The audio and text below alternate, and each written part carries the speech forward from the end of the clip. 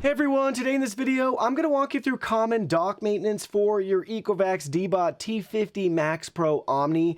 If you're interested in this product, the link to it will be in the video description. Now let's go ahead, let's jump right in. Let's take a look at our station here and go over some of the things you'll want to keep an eye on to maintain throughout the course of using this vacuum and mop. Starting at the top, we have two removable water tanks. You'll want to clean these fairly frequently. So obviously the dirty water tank you see right here, you'll want to rinse this out after every use ideally to prevent any odor buildup. You could always put like a little bit of mouthwash, some soap in here just to keep it fresh and not having that odor buildup if you're going to go a couple of days without emptying it. But wash, rinse, and let that dry and breathe. And then you don't have to clean it as often, but you might want to clean this every once in a while too for the clean water tank.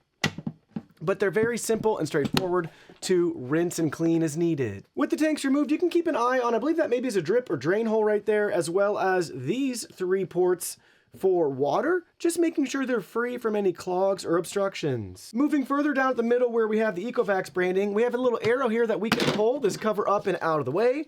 That reveals our vacuum bag, so when it's full, you can discard the old one. Use some compressed air to clean this out. You can also inspect in the channel right there to make sure there's no clogs. You could pull the hair debris out, and then you could take your new vacuum bag, just line it up and put it in place. And then on this side, we have our solution tank here. Nothing you have to do here. Just make sure it's full of solution as needed.